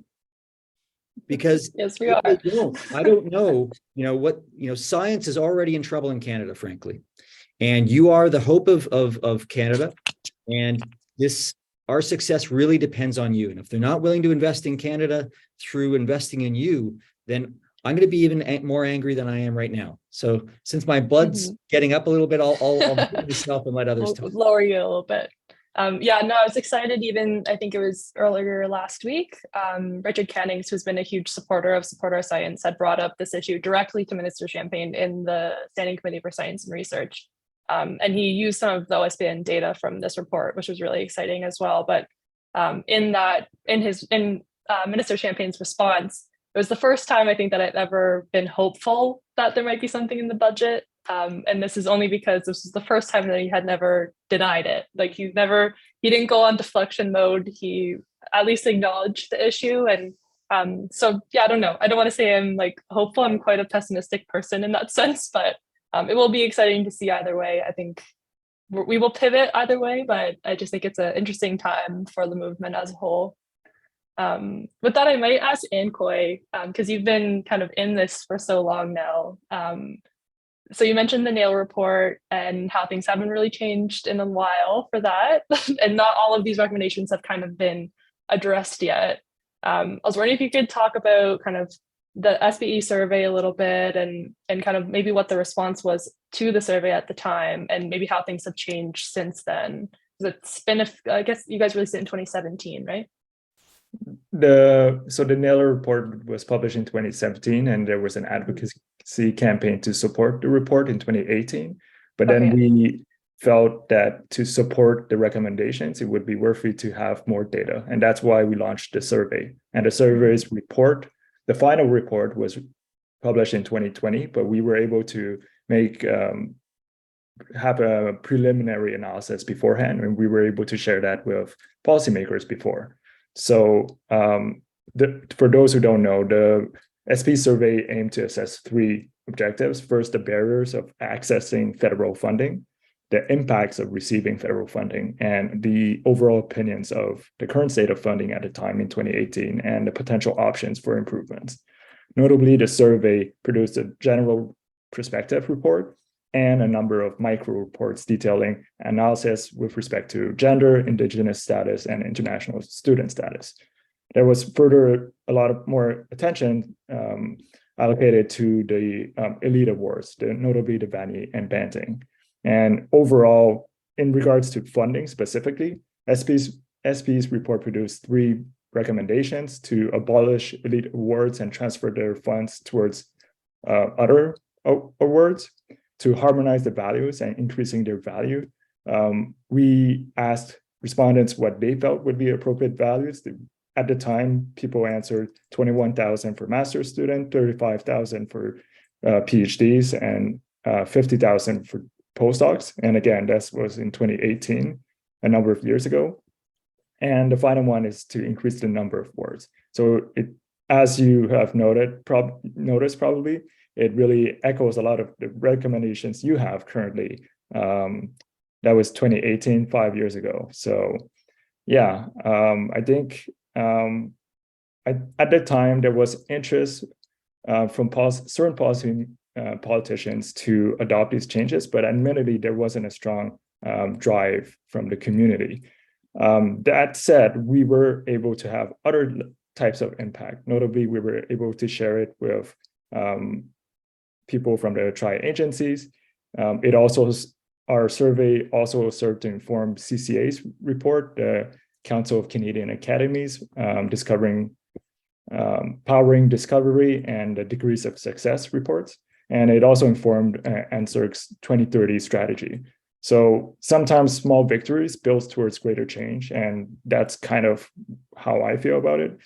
At the time, it wasn't as strong of an impact that we wanted to, but admittedly, it encouraged you notably to pursue these types of further analysis. Talking more broadly, I think, given what I've observed, I think there are three things that this movement has more going for it than in 2018. First is data. Now you can build on SP's report, you can build on your own TSPNs, and CAPS also has more data. So data is a really important aspect of convincing anyone. Second one is support. Community mobilization is a really important one, but also champions and allies. You have this, I think this time we have support. Well, yes, I'm still a graduate student at heart, but there's also more support from professors and faculty, and also people other in the tri-agencies and politicians as well. So you have more support overall and community mobilization. And the third component is really just timing. 2020, again, was a bad time to advocate for these changes, but with rising costs of inflation and other factors, it really feels like this is a better time to be capitalizing on this momentum. And I feel like, yeah, I'm fairly optimistic and really encouraged by what everyone here on this panel has done over the past year or so. Thanks. Yeah, and I have to say, like, yeah, the SPE survey definitely kind of laid the groundwork for our survey, absolutely, but also for like the movement as a whole. I feel like so many times within Support Our Science, we're looking for data on something and we turn to SPE or TSPN or all these groups for the data. But the exciting part about it now is I feel like all of these data points have finally like kind of come together into one like unified voice, which is what Support Our Science has been able to kind of encapsulate that, it's exciting, but I mean, hopefully it's enough. But yeah, on to still talking kind of about federal grants and such. So I wanted to turn to Kaitlin. So you and TSPN have written a few pieces about increasing accessibility of federal graduate student awards and scholarships. And I kind of want to ask you kind of what those tangible recommendations that you guys had. And I'm talking about kind of the policy that you guys wrote in Journal for Science Policy and Governance. So you had some really exciting recommendations in there. I was just curious if you could kind of expand on those and talk about kind of what those could mean for this as a whole. Words. Yeah, absolutely. So, we know that students who receive scholarships are better off, right? That's just a wealth of data. I think your data is showing that. But then what also your data is showing and others have shown is that underrepresented groups are less likely to receive these awards and get the benefits that come along with it, right? So I think there's a few things that we can do to address that, like you mentioned, that we had written in our memo, Journal of Science Policy. The first is to just increase the award values. That's something that SOS has been advocating for, right? You want the awards to be a living wage for the students who get them. And we also need to increase the number, again, what SOS is asking for, right? The number of awards is not kept pace with the increase in number of graduate students. It's an increasingly smaller percent of students who are getting these and benefiting from them. And it's just overall decreasing accessibility. Something else that we can do is broaden the duration that you're eligible to receive the awards. So for a lot of them, you can only apply once or twice during your PhD. You're only eligible for the first couple of years. And that does a couple of things, right? Like it shifts all the weight onto the impact that you had on your undergraduate studies. And that can be inherently flawed, right? It disadvantages underrepresented groups because maybe they weren't able to work unpaid in a research lab and get their name on a research paper. Maybe they had to take on paid work. And it shifts the emphasis on something that doesn't create an equal playing field like a graduate studies could have. So what we recommend is putting everything to what CERC has right now, where the amount of the award that you get and the duration of the award is scaled to when you get it. So if you get it from 0 to 12 months, you can hold the award for 4 years. If you get it in your 4th year, you can only hold it for 1 year, but that increases the amount of time that students are eligible to apply for these. And that kind of also goes into the last thing, which is redefining excellence, right? Like I myself remember being a master's student going to a seminar on how to give a master's proposal. And we were literally told you either need to have a publication or you need to have a 4.0 GPA. Those are the only people who get the awards.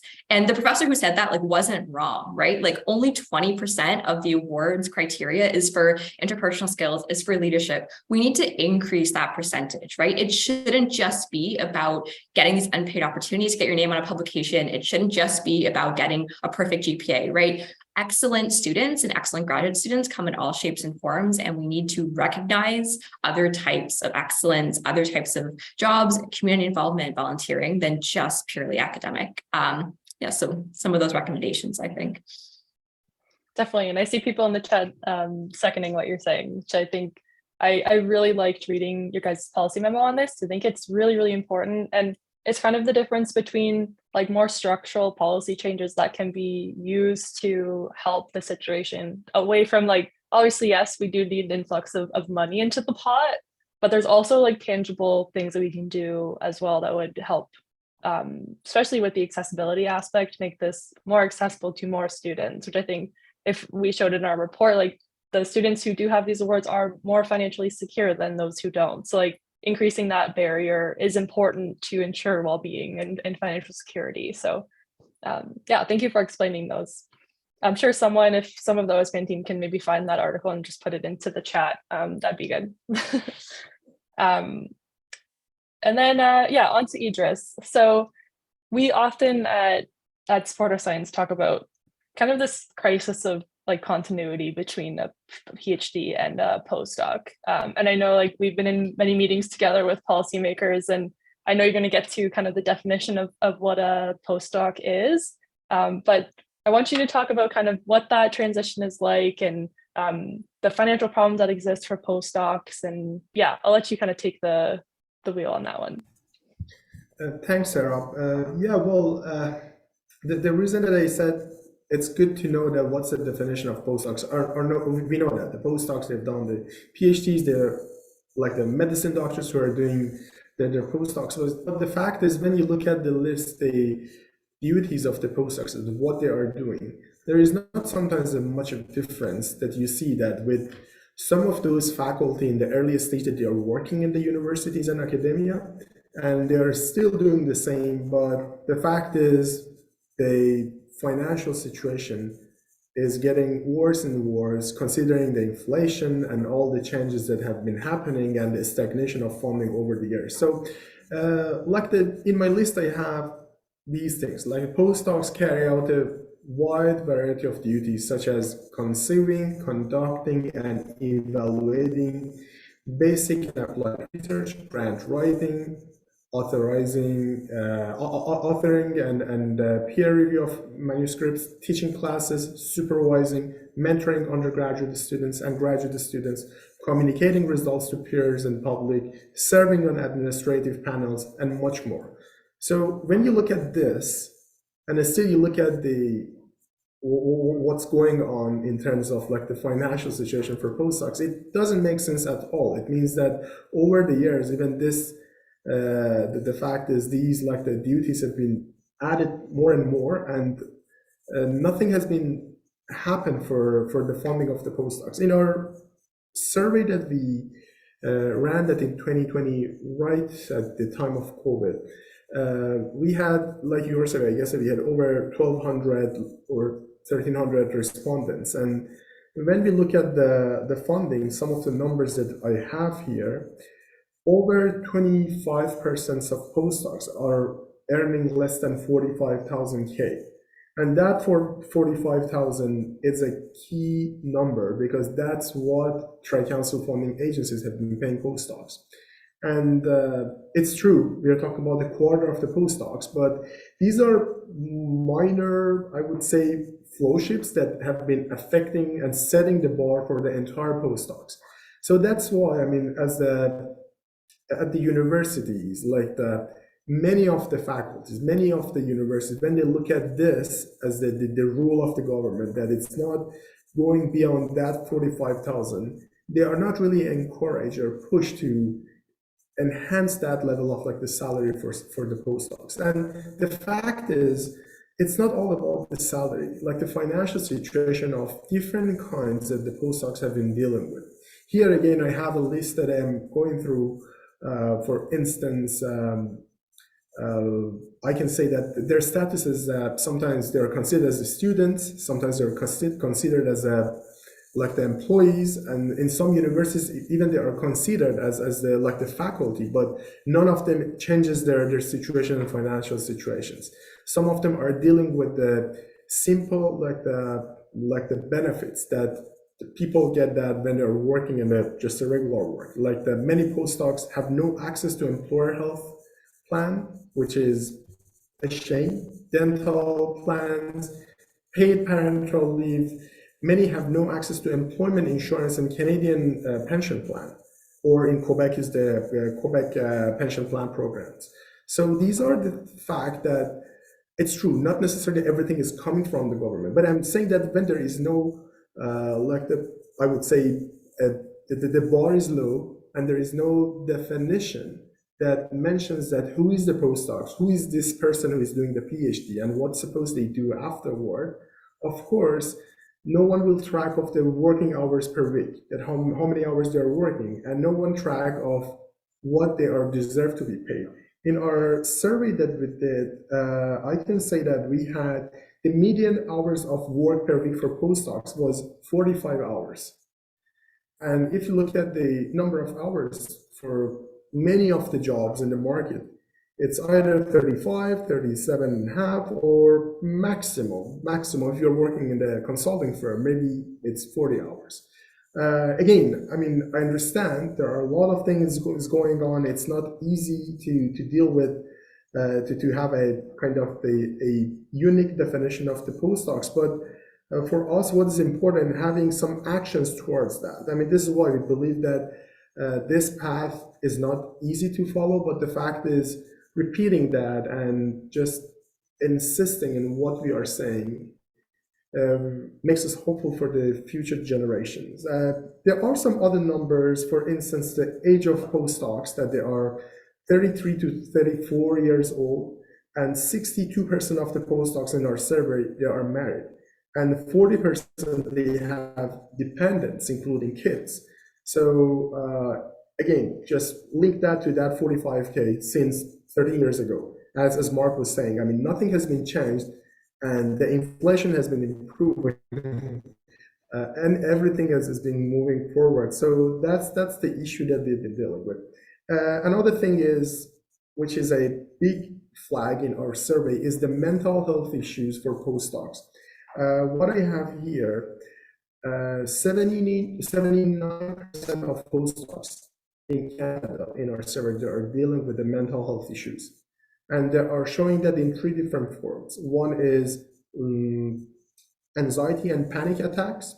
The other one is feeling of loneliness.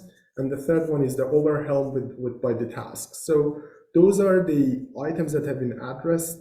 I mean, the postdocs have been addressing, and those are the, I would say, eminent signs of like the mental health issues. And 79% is just too scary when we talk about that. And again, we are talking about the highly educated people. So these have roots, and the roots are simply coming from the salary, about the future of that. The public perception sometimes is that the postdocs necessarily, they have to go to academia. It's kind of right, even though it shouldn't be the case. But the fact is, when you look at the market, we often hear that the postdocs are overqualified. The company doesn't want them. So these kind of like the definitions have been circulating around and over. So that's something that sometimes make us think that why there are no more non-academic career development things happening at the universities, or by supporting by the government, that at least help the postdocs, if they are not ending up at the universities, they can find a well-deserved, well-paid job after finishing their postdoc. So Yeah, these are the things that they have. I really don't want to go through all the numbers, since I guess that in the next, I think by the end of February, we are going to have our press release, and we are hoping to have the same session and inviting our like the many stakeholders to the event to present that. But basically, again, the issue is the same. Nothing has been different,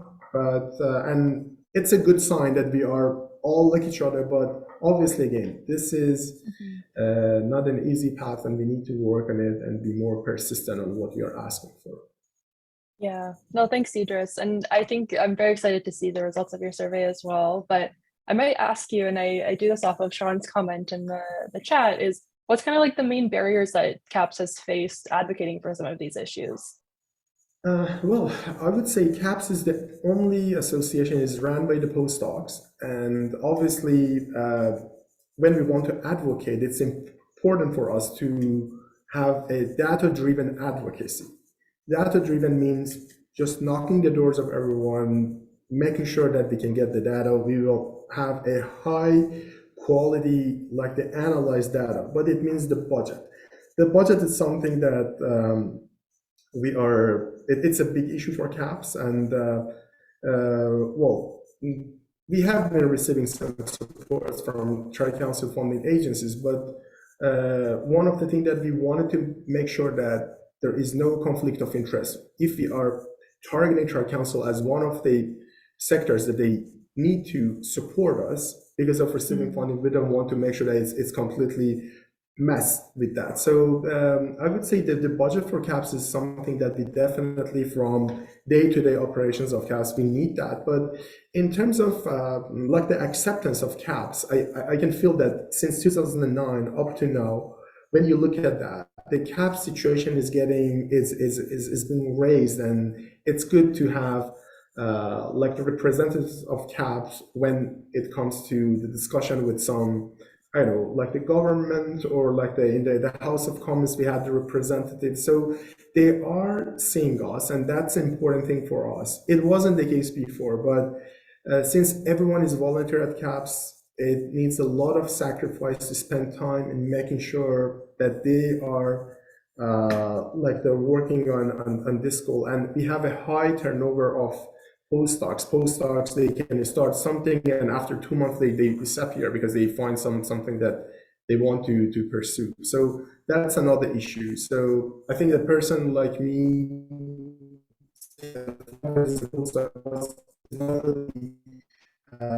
like the case for everyone. So it's good to have people who are kind of supporting us, not necessarily the current postdocs, but the former postdocs, but the ones who are still feeling the pain. They have been exposed to this issue, to be on board and to support for the postdocs. So it's a, like I would say, a lot of like the variables that is affecting CAPS. But I think that we are improving, and that's been all we've been targeting for in the past few years. Definitely, yeah.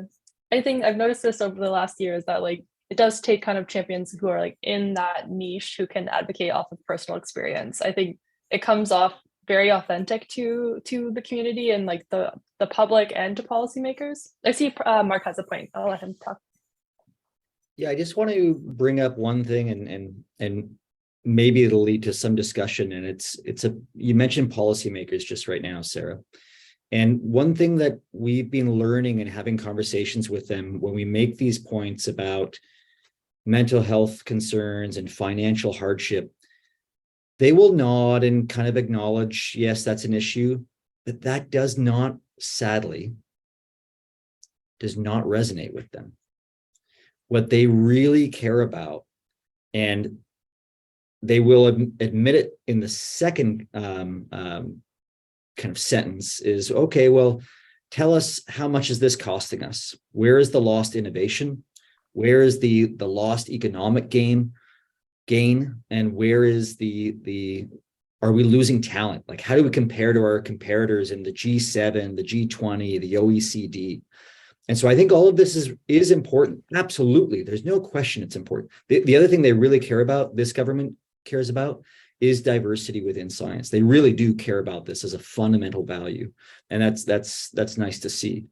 And And so that has resonated with them more, kind of making an argument about equity and inclusion than mental health and economic hardship, unfortunately. But I think it's important for everyone to recognize, if you are talking to your politicians and policymakers, kind of what resonates with them. And I think realizing, we can go into some of those numbers, maybe I won't give them right now, but there is huge loss of talent right now because of inadequate investments in science training in Canada. And I mean, billions of dollars, billions.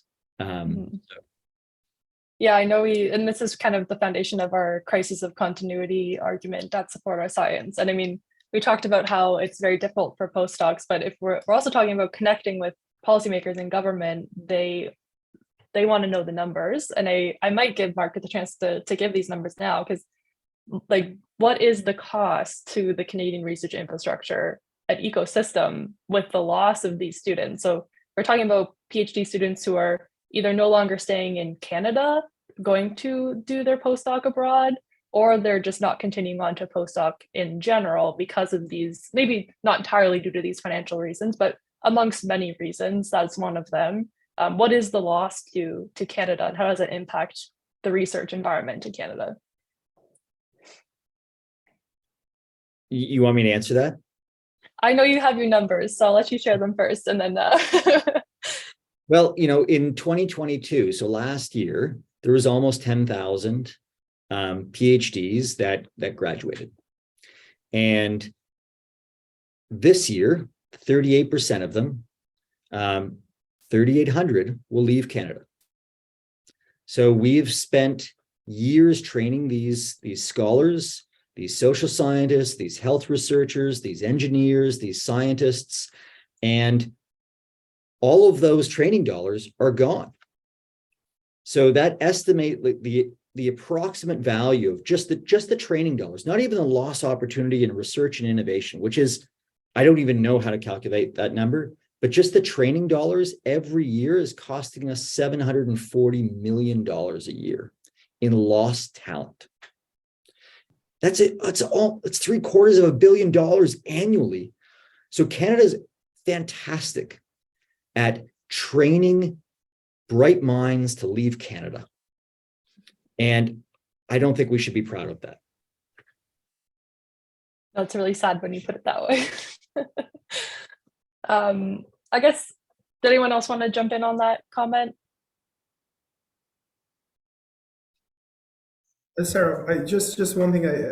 When we look at the competitors for Canada is US or Australia. When you look at the average salary for the postdocs, that's a good reason that many postdocs, many people that we see that they've got their PhDs here, they have been using the resources in Canada, and at the end they will end up there because they are well paid, they are better paid, there are more opportunities at the end for them to land the academic jobs compared to Canada. So that's a sad, the truth, but that's what's happening. And I can say that when we are talking about 45,000 in Canada, and you want to compare that with the Australian side of that, the difference is mind-blowing. I mean, the numbers are sometimes it could be almost double when you look at the postdocs, the salary in Australia and Canada. So that's another thing. I agree with Marc that, I mean, comparing to the G7, the countries, if you want to see that understanding, it's really important. But I mean, the fact is sometimes the difference are just too significant. It's not something that just a little bit of difference. When the difference is significant, it means that there are some infrastructure the weaknesses that it needs to be immediately addressed. Otherwise, it's not been a year of issue to just think about it just immediately. It needs more support and thoughts from the politicians, from, of course, the academicians, all of them, to make sure that we address this issue. So I think that this having these numbers from our competitors to Canada is another factor we need to take into account. Definitely, yeah. No, it's a really good point. And I've often spent a lot of time trying to track down PhD stipends as well. And it's very similar trends. It's not like it's very different between the two. Like I think the trend is the same for both, which makes it equally as bad, because it's not a good situation for postdocs or PhDs. So it's not promoting it in its entirety, and not even individually either. But to move on, I think one of the biggest goals of the OSPN survey was to kind of add like a human aspect to this problem. And I know that this maybe doesn't resonate with policymakers, but in my experience over the last year, it resonates a lot with the public. And I think I've had a lot of success with media and talking about these issues from that angle. So I'm curious, one of the main findings that we had was like home ownership, for example, was much lower amongst graduate students compared to the public. And from speaking from experience, graduate students don't make any money on paper, so you can't just walk in and get a mortgage. So there's things like this that are significant like barriers for graduate students to be equal to their peers, for example. And as you move on to a postdoc, these kind of present an even more, because you're older and you potentially want to, like, I mean, your peers are most likely settled down and already starting families at that point, and you're in your mid 30s and you can't really like consider these things financially, or you sacrifice for these. So I was wondering if we could have a discussion quickly about kind of the human aspect of this and the impact that this has on PhDs, masters, graduates, postdocs, all of the above. If anyone wants to hop in on that one.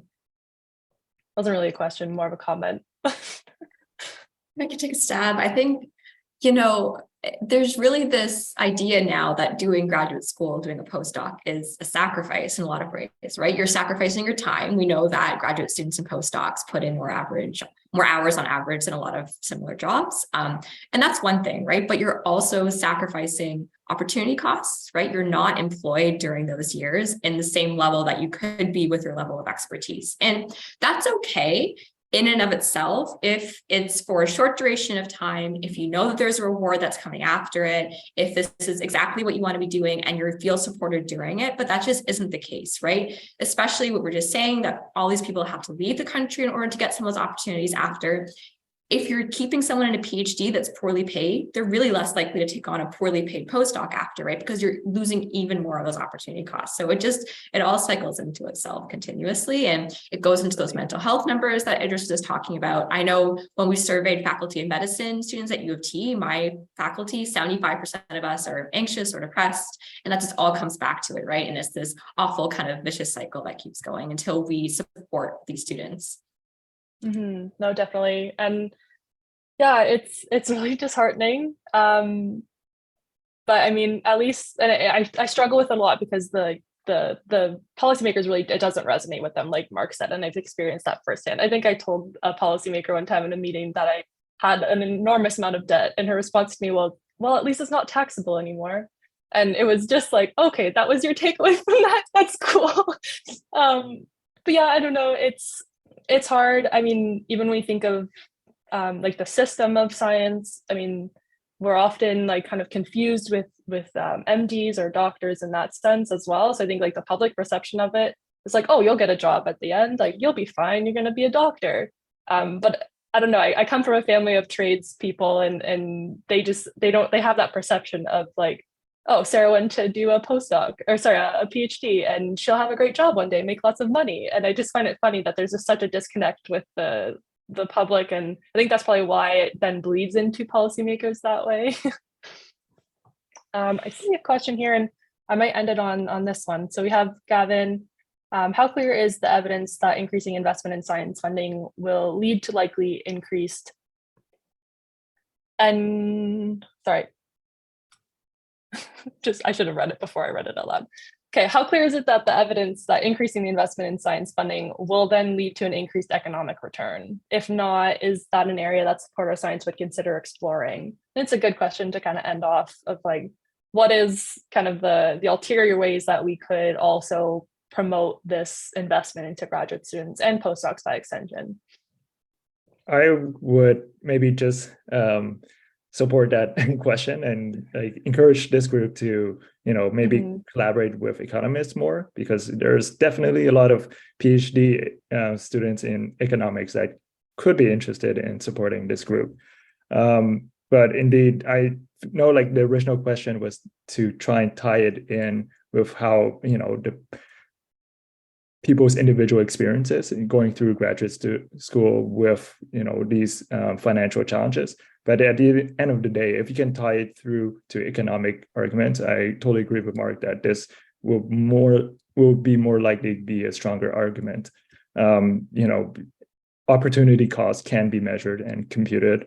You can talk about loss in innovation through, I think we've discussed a little bit, like people train, we're training students and then they're leaving, but also the fact that if you have fewer postdocs, postdocs play a key role in, for example, mentoring the next generation. They're also the transitional point between professors.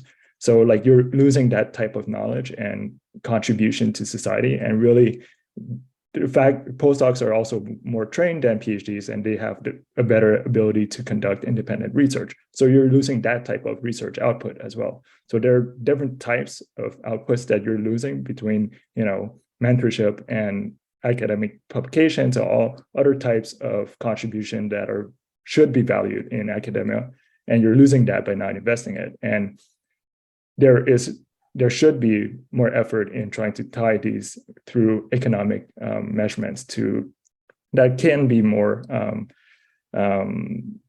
it can be better received by the government. Mm-hmm. Yeah, and it's even creating like a place where other companies may want to come and invest here as well, giving them a reason to do things like that by proving that we have the talent force to do that is also super important for like creating an overall system as well. Does anyone else want to jump in on that? Go ahead, Marc. Yeah, at the most basic level, you don't get any return if you don't make any investment. But if you look at the data, it seems like there's kind of two predictors of kind of these economic returns. And one is, it seems that the countries that are investing the most in science and innovation seem to get the biggest economic returns, but it's in a non-linear way. So like China, US, South Korea are getting pretty big returns right now, but they're investing 2.5 to over 3% of their GDP in science and innovation. Canada's long been very frustrated with not getting bigger economic returns, but they shouldn't be surprised given kind of the nonlinearity of this, and that we invest 1.6% of our GDP into science and innovation. When you're competing with all these other nations that are doubling what we're putting in, of course you're not going to be able to compete. And so, that's why I think investing in talent, which is our best resource, the innovation economy, if they're not going to try and compete at the 3% level, then we should be doubling down on the graduate and postdoctoral scholars, frankly. The other big predictor is the percentage of the population that have whole PhDs. And in the OECD, we're like at the bottom of the barrel, like we're 0.6%, and a lot of other countries are 1.5% or higher. Those are the predictors that kind of drive these innovation economies, and we are not doing as well as we need to. Mm-hmm. Yeah, definitely. Well, for the sake of time, I might cut us off there. But I wanted to thank everyone, all the panelists. Thank you guys for joining today. Really appreciate the discussion. I want to take a second and just acknowledge all of the OSPN members who have worked on this over the last year and a half. It's been a village that pushed this rock up the hill for a very long time, but it's out there, and I encourage anyone who's here who wants to learn more about the data or reach out to us at any point to email us. It's Ottawa Science Policy Network @gmail.com. Check out our website. I will pass it off to Nathaniel to give some closing remarks.